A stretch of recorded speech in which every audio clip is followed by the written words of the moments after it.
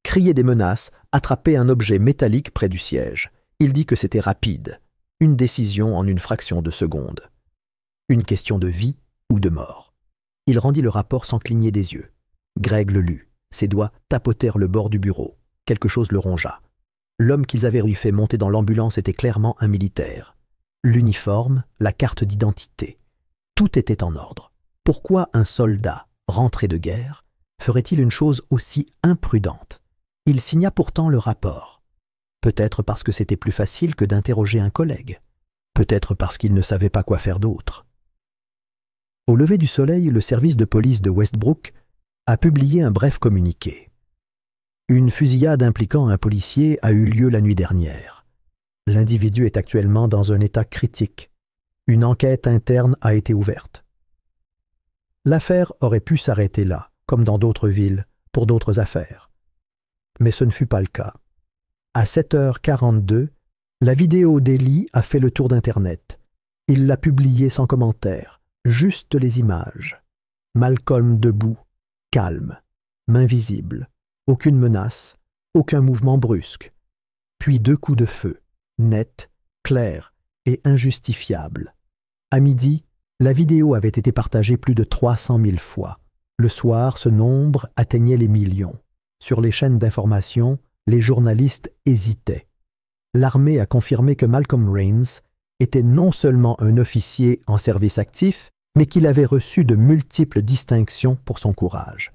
Il n'avait pas de casier judiciaire, aucun antécédent de mauvaise conduite, juste une carrière couronnée de succès et un père qui l'essayait de rendre visite.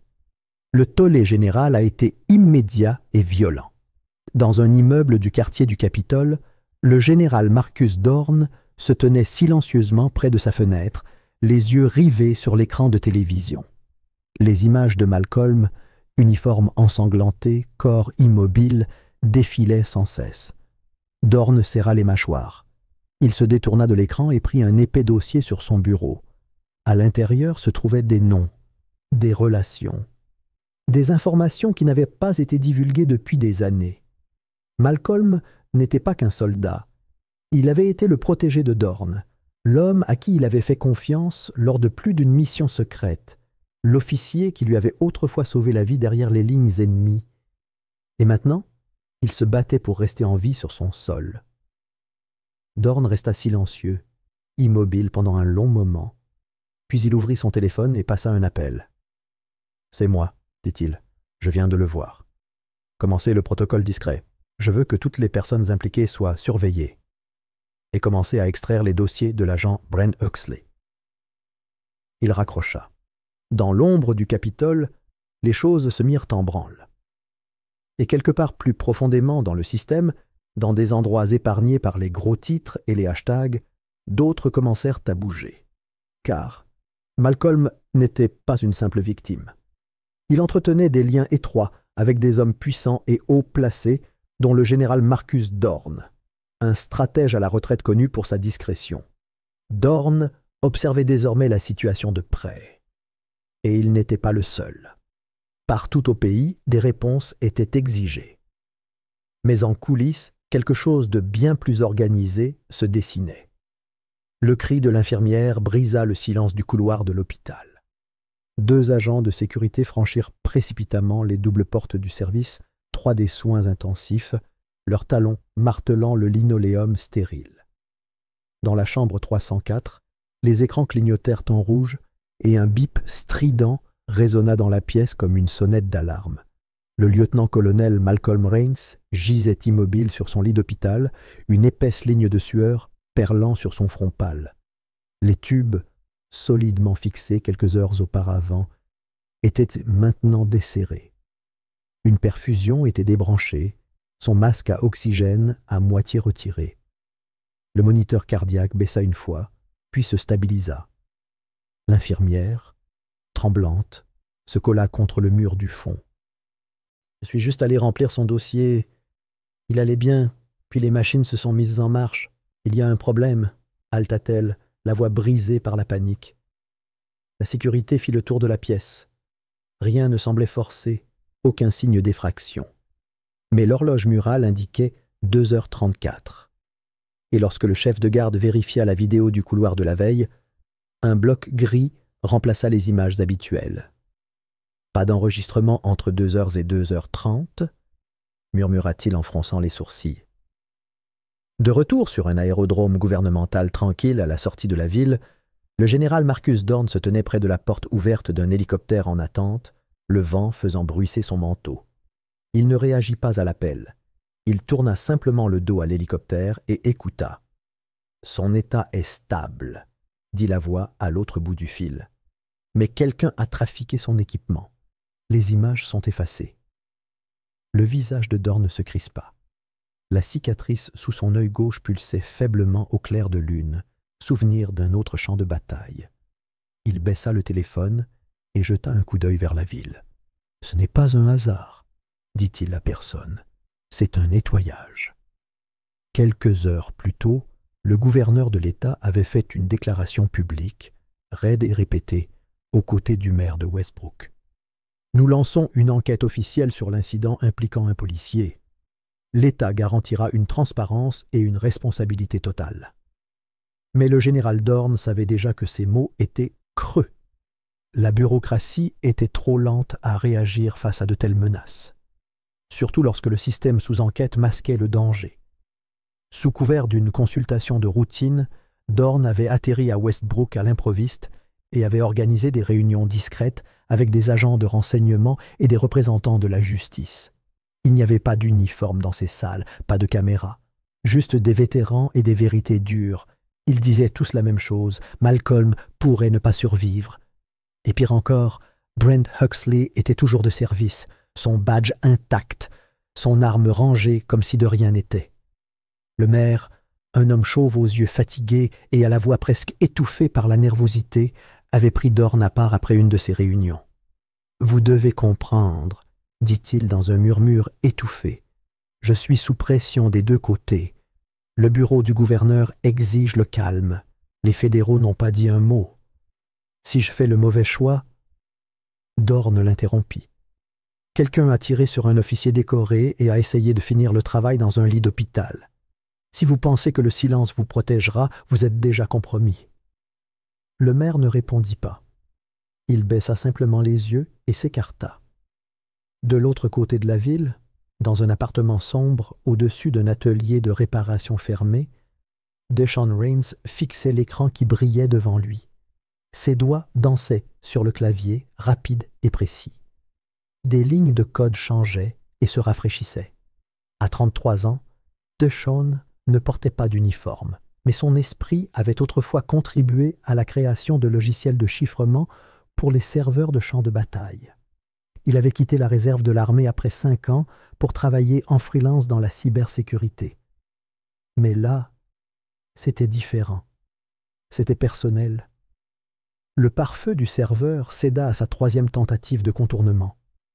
Il s'introduisit dans le répertoire restreint des forces de l'ordre de la ville, remontant les journaux de patrouille de la nuit où son frère avait été abattu. Ce qu'il trouva le figea net. La plaque d'immatriculation de Malcolm avait été signalée 9 minutes avant que Brent Huxley ne déclenche le contrôle routier. Pas par hasard, pas même par la base de données standard. Elle était étiquetée par un système de surveillance caché, Redstone. Le fichier était profondément enfoui. Mais le logiciel de décryptage de Deshaun en décortiqua les couches comme un mouchoir en papier. Redstone n'était pas un département. Ce n'était même pas une opération enregistrée. C'était un nom murmuré dans des salons de discussion cryptés, référencé seulement dans des fragments de protocoles fantômes, des programmes non autorisés intégrés aux unités de police de l'État. Et chaque cible enregistrée sous Redstone partageait 2 caractéristiques, un militaire décoré et une origine ethnique. « Mon Dieu !» marmonna Deshaun en se renversant dans son fauteuil, les yeux écarquillés. Il transféra les preuves sur un disque dur sécurisé et chiffra les fichiers 2 fois. Moins d'1 heure plus tard, il se tenait devant un complexe gouvernemental clôturé à la périphérie de la ville, le poste de garde à peine visible dans les arbres. Dorn ouvrit lui-même le portail. Dans cet espace aux allures de salle de guerre, rempli d'écrans satellites et de scanners radio, Deshaun expliqua tout. Ce n'était pas un contrôle de routine, dit-il en laissant le disque dur dans l'amas. À la tombée de la nuit, une équipe discrète s'était rassemblée dans un entrepôt au nord de la ville. Il y avait le caporal Jerome Klein, un expert en démolition reconverti en mécanicien. Le sergent Travis Bell, tireur d'élite de reconnaissance qui dirigeait désormais un programme de sensibilisation des vétérans au Kansas. Le caporal Malik Rivers, un ancien décodeur de renseignements qui n'avait pas touché un clavier depuis 5 ans. Et le premier lieutenant Theo Marsh, un expert en logistique titulaire d'un diplôme en surveillance criminelle. Chaque homme reçut une tablette scellée indiquant son rôle. « Ce n'est pas officiel, » dit Dorn en s'adressant au groupe depuis le bout de la table. « Mais c'est juste. Brent Huxley n'a pas agi seul. Il est connecté à un réseau opérant sous de faux uniformes. Il ne respecte pas les règles. Nous non plus ?» Travis haussa un sourcil. « Quel est l'objectif ? On commence par Huxley, retracer ses habitudes, trouver à qui il parle quand personne ne le regarde. » Théo tapota son écran. Il rencontre 2 hommes tous les vendredis soirs. Bar privé Old River Lane. Ils sont enregistrés comme prestataires de sécurité Vetcon Solution. Mais j'ai creusé plus profondément. Ils n'ont pas de licence.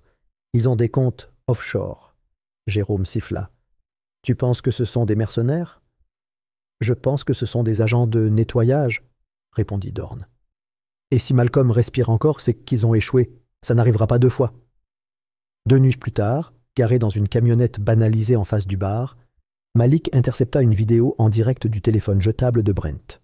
Audio uniquement. La voix à l'autre bout du fil était basse, nerveuse. « Le projet Sentinelle est compromis, » dit Brent. « Rains est vivant. Je pensais qu'il serait à plat hier soir, mais ce n'était pas le cas. Et maintenant Dorn est là. » Malik se tourna vers Dorn, les yeux écarquillés. Dorn se pencha. « Rejoue-le. » Qu'a-t-il dit ? Le projet Sentinelle est compromis. Dorn se redressa, le nom résonnant dans sa mémoire comme le signal d'alarme d'une ancienne opération. Le projet Sentinelle. Une expérience clandestine conçue au début de la guerre, destinée à surveiller les ressources militaires performantes pour détecter toute dérive de loyauté. Elle avait été abandonnée.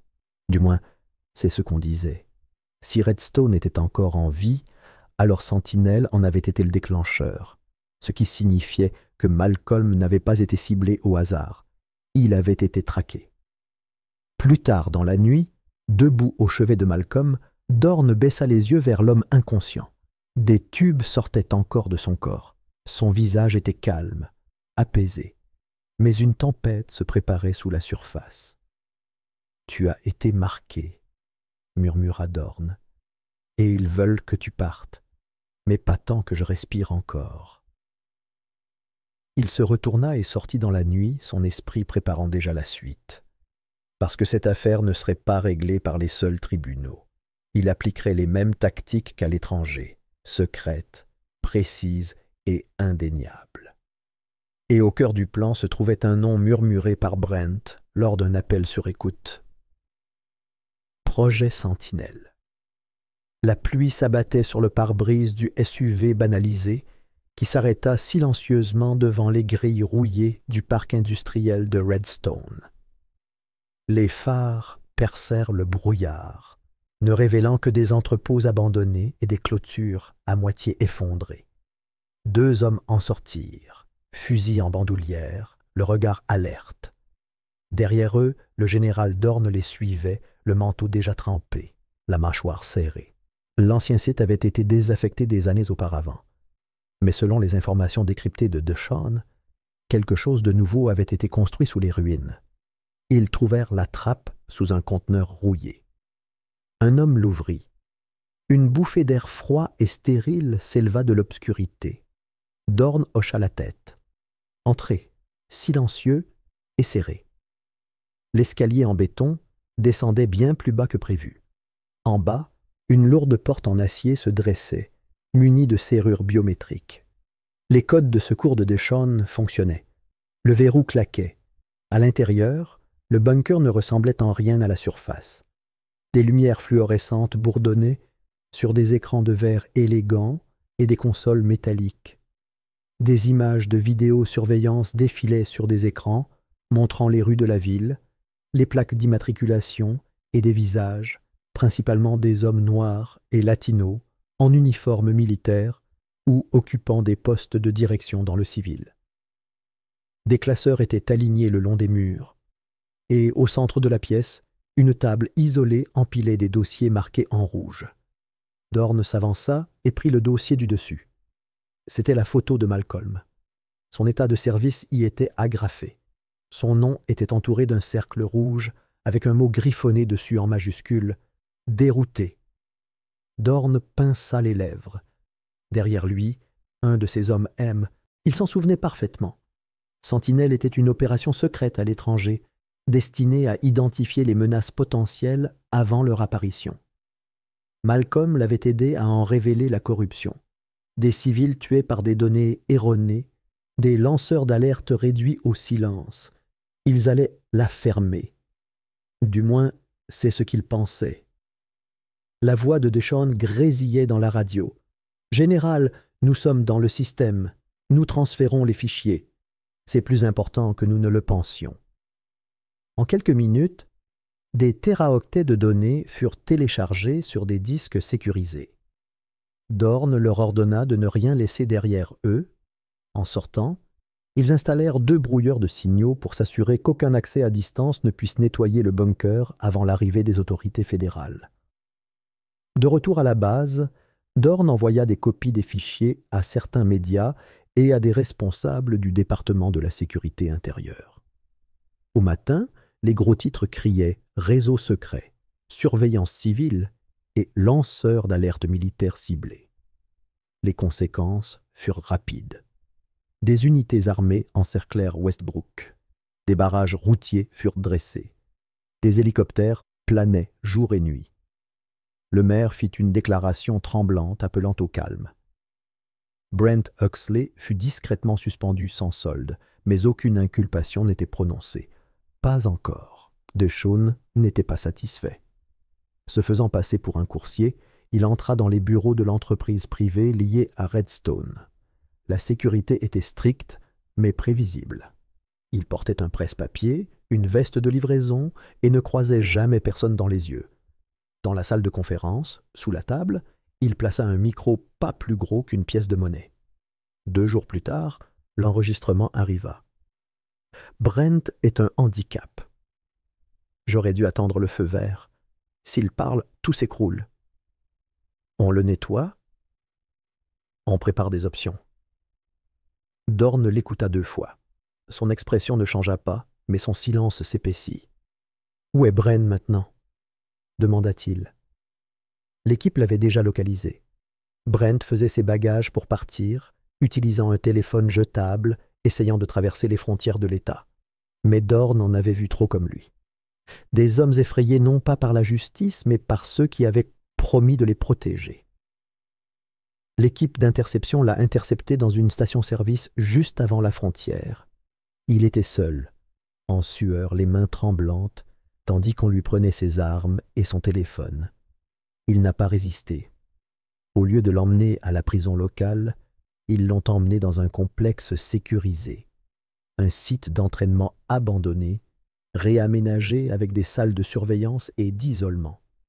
Là, sous une lumière tamisée et des interrogatoires constants, Brent a craqué. Il a avoué. On m'a dit qu'il était signalé, qu'il s'agissait d'une autorisation interne. Ce n'était pas moi qui avais donné l'ordre. « Qui a donné l'ordre ?» insista Dorn. « Je ne connais pas les noms. Ils m'ont payé. Ils ont dit que c'était une menace. C'est tout. Pourquoi Malcolm ?» Il avait les yeux rivés sur la mauvaise chose. Il a commencé à poser des questions sur Sentinelle à l'étranger. Ils ont dit « Mieux vaut prévenir que guérir ». Chaque mot fut enregistré. En 24 heures, un tribunal fut constitué, non pas sur papier, ni en public, mais au sein de l'autorité militaire. Il existait une jurisprudence à cet effet, enfouie dans les lois fédérales utilisées en temps de guerre. 3 officiers décorés siégeaient au tribunal. Les preuves furent présenter des documents du bunker, des enregistrements du cabinet, les aveux de Brent lui-même. Il resta silencieux pendant toute la durée du procès, les yeux creux. Le verdict tomba rapidement. Brent Huxley, reconnu coupable de tentative de meurtre, de complot et d'actes constitutifs de trahison contre l'intégrité militaire. Sa sentence, l'exécution par peloton d'exécution. L'exécution eut lieu le lendemain. Aucune famille ne fut prévenue. Aucun procès-verbal public ne fut établi. Seuls 5 hommes se tenaient dans ce lieu privé, chacun tenu par serment et silence. Brent ne supplia jamais, il ne parla pas. À la fin du procès, le corps fut enterré discrètement sur un terrain militaire. La presse n'eut droit qu'à une déclaration. Brent Huxley avait démissionné pour raison de santé. Mais ceux qui avaient vu ce qui s'était réellement passé savaient que ce n'était pas le cas. Et pourtant, les conséquences ne faisaient que commencer. Le moniteur cardiaque émit un bip continu. Une infirmière se pencha au-dessus du lit, ajustant les tubes qui serpentaient dans le bras de l'homme, puis s'arrêta en apercevant un léger battement dans ses paupières. « Docteur !» appela-t-elle, tendant déjà la main vers le bouton d'appel. Malcolm Rains remua. Sa gorge brûlait. Ses poumons semblaient remplis de fumée. Lorsqu'il essaya de parler, seul un murmure sec sortit. Le mot s'échappa à peine de ses lèvres gercées avant qu'il ne sombre à nouveau dans le brouillard, mais cela suffisait. Les médecins l'avaient observé, guettant le moindre signe de conscience. Maintenant, il savait. Le soldat avait survécu.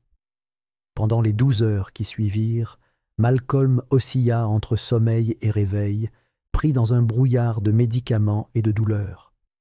Chaque fois qu'il ouvrait les yeux, il revoyait le même plafond blanc, le même flou de silhouettes en uniforme militaire, et la même pensée résonnait faiblement dans son esprit. « Pourquoi suis-je encore en vie ?» 3 jours s'étaient écoulés depuis l'exécution silencieuse de Brent Huxley. La nouvelle de la survie de Malcolm fut immédiatement classée secrète. Seuls quelques privilégiés furent informés. Le général Dorn était l'un d'eux. Lorsque l'appel parvint à sa cabane dans les montagnes du Nord, il ne répondit pas immédiatement. Il resta assis, immobile, les yeux fixés sur le feu crépitant dans son âtre, le téléphone bourdonnant doucement sur la table à côté de lui. Il finit par décrocher et écouter. Puis il se leva, se dirigea vers son bureau et sortit un dossier du tiroir. Il était épais et portait l'inscription en gras. « Opération tempête silencieuse ». Il le posa à plat, en sortit le dernier document et griffonna sur le dessus à l'encre épaisse. Fermer le dossier. À Westbrook, le calme d'avant la tempête avait disparu. Le grand ménage s'imposait. L'entreprise de sécurité privée, autrefois obscure et intouchable, était démantelée sous le poids des enquêtes et des ordres d'urgence. Des agents arrivèrent dans des fourgons banalisés, escortés par des agents armés. Des ordinateurs furent saisis, des comptes gelés. Des hommes en costume furent conduits hors des bâtiments, menottés, la tête baissée. Le parc industriel de Redstone n'était plus un secret. Au lever du soleil, tout le complexe était bouclé par des barricades et un panneau indiquant « Propriété fédérale, entrée interdite ». Pendant ce temps, dans un hôpital militaire silencieux à des heures de là, Malcolm entama lentement son retour. Il ne pouvait respirer sans assistance. Une machine pulsait à côté de lui, l'aidant à respirer dans ses poumons meurtris par le traumatisme. Une chaise solitaire trônait dans un coin. DeShawn y était depuis 3 jours, immobile, les yeux enfoncés dans la fatigue. Lorsque les yeux de Malcolm s'ouvrirent complètement et restèrent ouverts, DeShawn se leva lentement et murmura « Bon retour, mon frère ». Malcolm cligna des yeux. « Tu as réussi ?» continua DeShawn, la voix tendue par l'émotion. « On les a eus. On les a tous eus. » Malcolm essaya de parler, mais trembla. Sa main bougea légèrement, ses doigts se crispant vers son frère. DeShawn tendit la main et la saisit. « Repose-toi, » dit-il doucement. « On a le temps. » La semaine suivante, Malcolm reprit des forces. Bien que son corps fût faible, son esprit s'aiguisa rapidement. Les souvenirs lui revinrent par bribes, des flashs de cette nuit-là, l'arrêt brutal, l'ordre brutal, la douleur. Il revit le visage de Brent dans ses rêves. Il entendit le coup de feu. Il sentit le froid du trottoir. Les médecins lui annoncèrent qu'il ne pourrait pas reprendre le service actif. Ses poumons étaient trop endommagés. Au début, Malcolm fixa le mur d'un air absent, comme si leurs paroles l'avaient frappé plus fort qu'une balle. Puis, il demanda doucement « Que puis-je faire d'autre » La réponse arriva quelques jours plus tard, délivrée en personne par 2 responsables militaires. On lui proposa un poste au département de l'éthique militaire et de la réforme de la sécurité. C'était un travail de bureau, mais assorti d'un pouvoir plus important, l'autorité. Une chance de remodeler le système même qui avait failli le détruire. Il accepta. À Westbrook, le changement s'abattit comme une marée. Le nom de Brent Huxley disparut des archives officielles, seulement indiqué comme démissionnaire. Mais les autres officiers, ceux qui avaient soutenu sa version des faits, falsifié des rapports ou gardé le silence, ne furent pas épargnés. Des enquêtes internes aboutirent à des licenciements, des mutations et des sanctions disciplinaires. Le 2e officier de cette nuit-là rompit enfin le silence.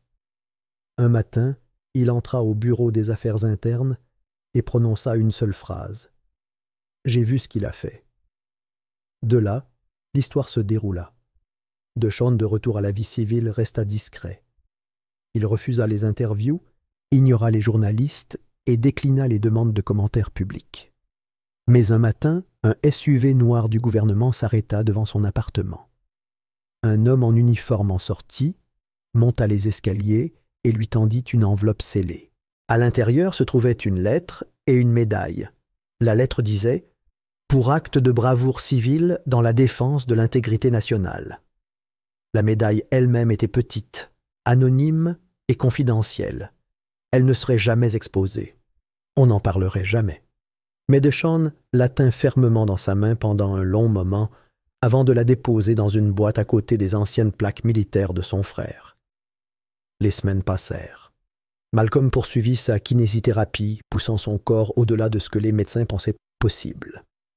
Il refusait de se laisser définir par la faiblesse. Un homme autrefois formé pour diriger des troupes apprenait maintenant à remarcher avec une détermination tranquille. Puis un matin, une lettre arriva à son chevet. Il n'y avait pas d'adresse de retour. Seulement une enveloppe ordinaire. Malcolm l'ouvrit lentement. À l'intérieur se trouvait un mot manuscrit, écrit à l'encre épaisse et soignée. « Tu t'es battu avec honneur, même quand ils ne l'ont pas fait. Maintenant, tu représentes quelque chose de plus grand. » La signature était Dorn. Malcolm fixa le mot, sa poitrine se soulevant et s'abaissant sous l'effet d'une émotion silencieuse. Il tourna les yeux vers le plafond. Un léger souffle s'échappa de ses lèvres. Tout avait changé. Sa vie avait failli lui être volée, non seulement par une balle, mais par le silence d'un système qui aurait dû le protéger. Mais maintenant, il était là, vivant, et il avait une voix. Une nouvelle promesse naquit dans son cœur, non pas pour la vengeance, mais pour la justice, pour la vérité, pour chaque soldat qui avait porté l'uniforme en toute bonne foi. À Westbrook, le palais de justice se tenait tranquillement sous un ciel gris. Un groupe d'ouvriers posait une nouvelle plaque près de l'entrée principale. Les passants s'arrêtèrent pour la lire. Le métal brillait dans la lumière matinale. On pouvait y lire « En l'honneur du lieutenant-colonel Malcolm Rains, la justice, quel que soit l'uniforme. »